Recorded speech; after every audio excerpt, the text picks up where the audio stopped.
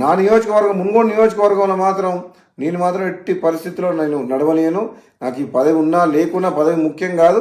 నాకు ప్రజల ఆరోగ్యం ముఖ్యం, ప్రజల ప్రాణాలు ముఖ్యం. టెండర్ లేచి వైన్ షాప్ వాళ్ళకి ఏం చెప్తున్నామంటే, మీరు టెండర్ లేదలుచుకుంటే వైన్ షాప్ల పక్కన పర్మిట్ రూమ్ అని ఉంటుంది. అది మా డే టైంలో తాగుతుర్రు. అక్కడికి వచ్చి అక్కడ అందరు చుట్టుపక్కల ప్రాంతంలో అందరికీ ప్రాబ్లమ్స్ అవుతున్నాయి.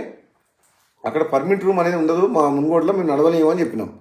అలౌ చేయను. నేను ఎమ్మెల్యేగా ఉన్నంత వరకు ప్రజల ప్రాణాలు, ప్రజల ఆరోగ్యమే నాకు ఇంపడి తప్పితే ప్రజల జీవితాలతో ఆడుకునే ఎవరు ఏ పని చేసినా ఎట్టి పరిస్థితుల్లో ఒప్పుకునే ప్రసక్తే లేదు. ఊరు బయట ఉండాల్సిన వైన్ షాప్ ఊరు సెంటర్లో ఉంటుంది. బెల్ షాప్లోకి అమ్మొద్దంటే మళ్ళీ దొంగసాటుగా బెల్ షాప్లో అమ్ముతుండ్రు. అది అమ్మొద్దో చెప్తున్నా. ప్లస్ మళ్ళీ వీళ్ళందరూ వైన్ షాపులు అందరూ కలిసి సిండికేట్ అవుతుండ్రు. సిండికేట్ అవ్వడం వల్ల ఏమవుతుంది, రేటు పెంచి అమ్ముతుండ్రు, డూప్లికేట్ అమ్ముతుండ్రు. వేరే మండలాలు, వేరే నియోజకవర్గాలు, వేరే జిల్లా వాళ్ళు ఇక్కడ పార్టిసిపేట్ చేయొద్దు.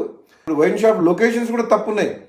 టౌన్లో, సెంటర్లో, పబ్లిక్ ప్లేసెస్లో పెట్టిండ్రు. అది ఊరు బయట పెట్టాలి వైన్ షాప్. అసలు తప్పకుండా ఈ మున్గోడుతో పాటు తెలంగాణ రాష్ట్రంలో ఈ ఎక్సైజ్ పాలసీని సమీక్షించి ఈ ప్రజల ఆరోగ్యం ఖరాబ్ చేసేది కాదు, ప్రజల ఆరోగ్యం మెరుగుపరిచే విధంగా మనం ఏ విధంగా ప్రభుత్వం పనిచేయాలనో ఆలోచన చేయాలని చెప్పి కూడా ప్రభుత్వం దృష్టికి తీసుకుపోతాను నేను తప్పకుండా.